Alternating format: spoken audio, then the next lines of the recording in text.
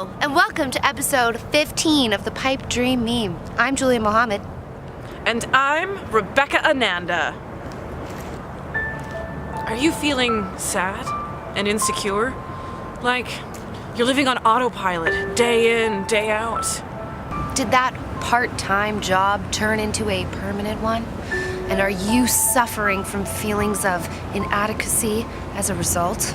Is that 4-year relationship with your college sweetheart starting to feel stale and lifeless?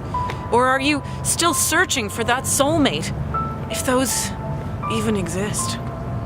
Do you find yourself peering through your high school yearbook, longing for the good old days, even though you hated high school? Do you find yourself stuck in the same dull routine every month, wondering, have I done anything with my life so far, other than pay rent, my student loans, and my phone bill? Meow. Or do you feel like time is simply running out, like sands through the hourglass? If you were born between the years of 1980 and 1995, then you may be suffering from a quarter-life crisis. The transition into the real world is a challenging one, often leaving young people feeling scared, lonely, confused, and frustrated. But don't worry, you're not alone, and there is help. But a quarter-life crisis is a real thing that happens to real millennials, just like you and me. It's kind of like a midlife crisis, except you lose your shit a lot earlier. And by losing your shit, I mean rethinking, reflecting, and eventually readjusting your whole life. Going through a quarter-life crisis, I didn't know what I wanted out of life. What? I bet our strong following of middle-aged fans are also probably laughing their asses off right now and thinking about all the real problems that we have coming our way.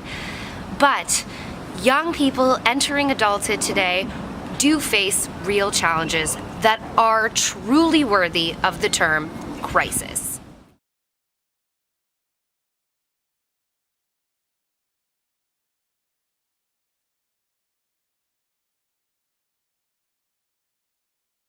At the core of the crisis is feeling the need to attain certain things by arbitrary deadlines.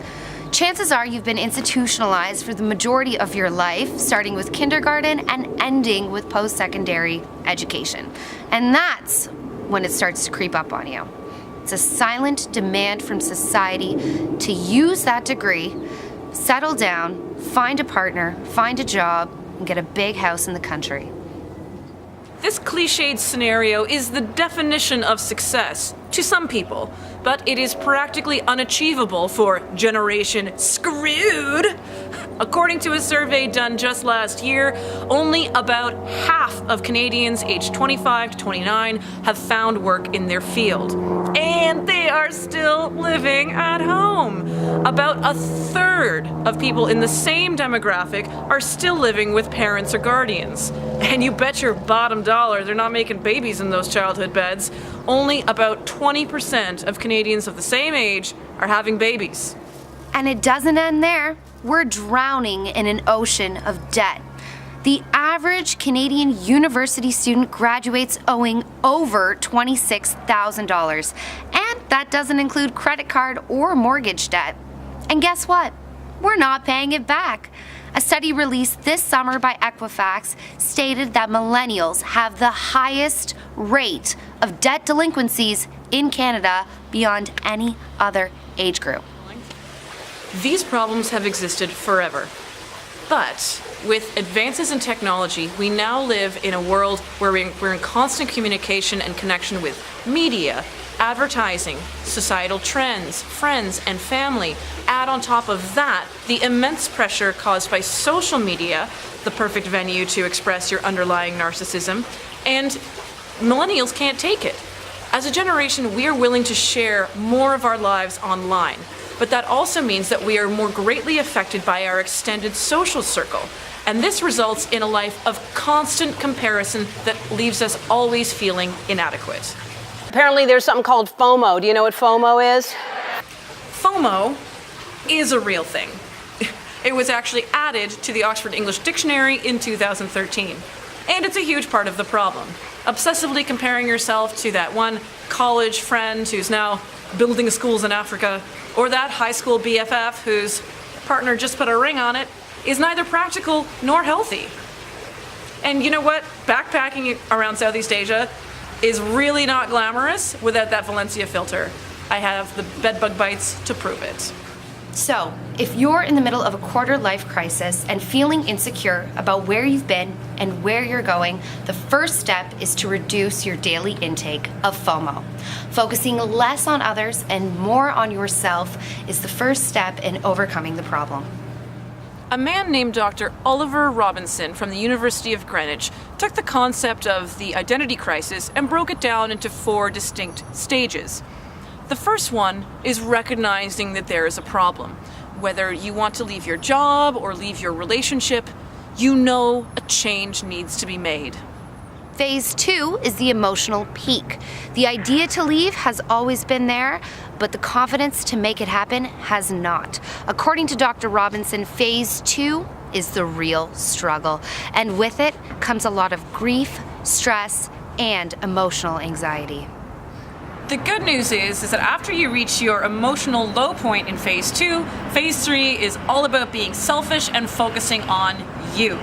This is the time when you get to focus on yourself, adopt a new lifestyle, and find out what you really want out of life.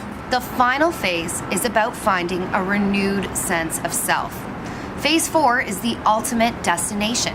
Whether you're in a quarter, mid, or three-quarter life crisis, this is the point when you finally find satisfaction in your day-to-day life. However, self-discovery and self-knowledge and the journey to find it is a journey that never ends. Which brings us to the conclusion of the final episode of the Pipe Dream meme. For now. You see, I've been grappling with my own quarter-life crisis for quite some time now, and to deal with it, I'm going home. I'm going to spend some time with my family and leave the hustle of the 6 behind to plan some future travel and teaching plans abroad. But this isn't the end, though. I promise to keep everyone posted on my journey. Good luck with yours, by the way. We would like to thank everyone for watching and for supporting our pipe dream. Extra special big thank you goes out to Gavin Adamson for his amazing mentorship during this process. Like Julia's life, the format of the show is changing, but the pipe dream meme will be back. Journalism isn't a job, it is a calling. C'est notre raison d'être. So we will be back. Please have faith. Cheers. Cheers. Cheers to you. Molson.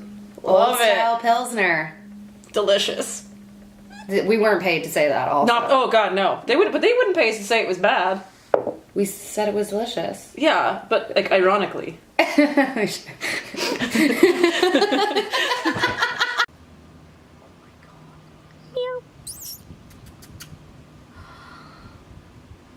Wow. Showing off. Hello. Hello, beautiful. Hello. Hello. Yes. I know.